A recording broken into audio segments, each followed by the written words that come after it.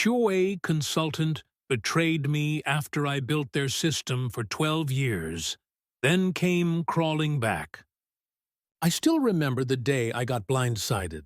I was standing in the glass-walled office of our new CTO, Vanessa Holloway, who looked like she stepped straight out of a tech magazine, all designer heels and calculated smiles.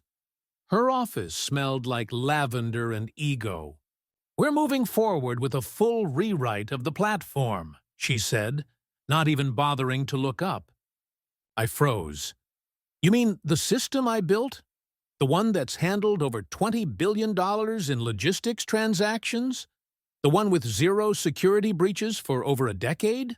She sighed, annoyed. "It's just not where modern tech needs to be anymore, Luke. Cloud native, serverless, agile.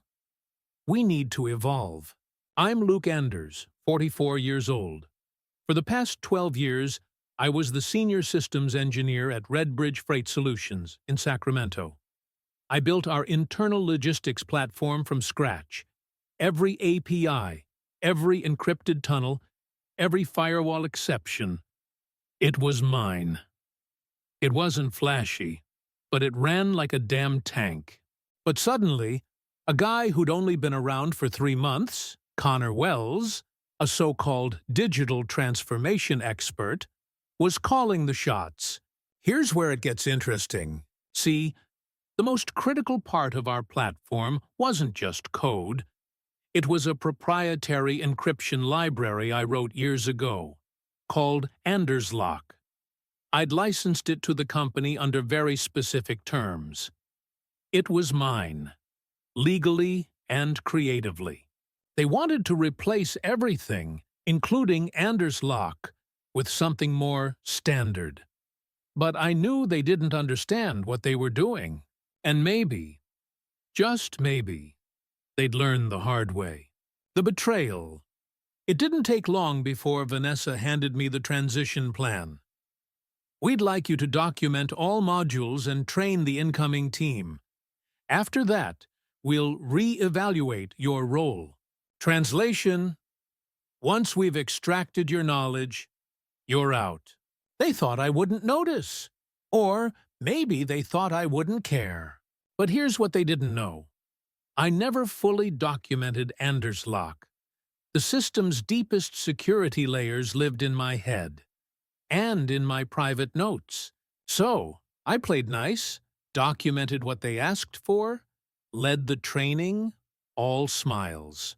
But I was selective, especially when it came to the parts they'd taken for granted. The collapse.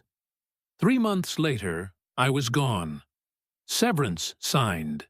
NDA in place. And then the emails started.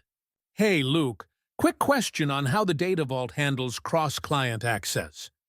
Do you remember how the logging compliance worked for EU clients? Where's the full spec for Anders Lock?" They were spiraling. A week later, my phone lit up. Connor Wells was missing in action. Vanessa was in crisis mode. Their new platform? Leaking data. Failing authentication. Clients threatening lawsuits. They needed me. Desperately. I didn't answer their calls. Instead, I called my lawyer. The comeback. 3 days later, I walked back into Redbridge's boardroom. Not as an employee, but as a consultant.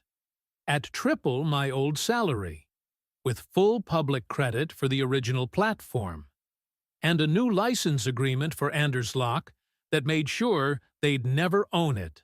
It took me 2 weeks to fix the disaster, not because I wanted revenge, but because I wanted them to finally understand the difference between flashy slides and real engineering. Connor? Gone. Vanessa? Quietly resigned. The modernization project?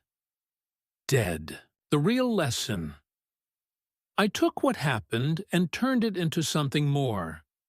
I joined a new company, Everroot Logistics, as their CTO, with equity, with respect, and with a team that knew better than to chase buzzwords over stability. I even open-sourced a version of Anders Lock. Why? Because the tech world needs less ego and more integrity. Final thoughts. What happened to me wasn't just about tech. It was about power, control, and respect. And maybe a little betrayal from people I once trusted. But here's the part that might surprise you.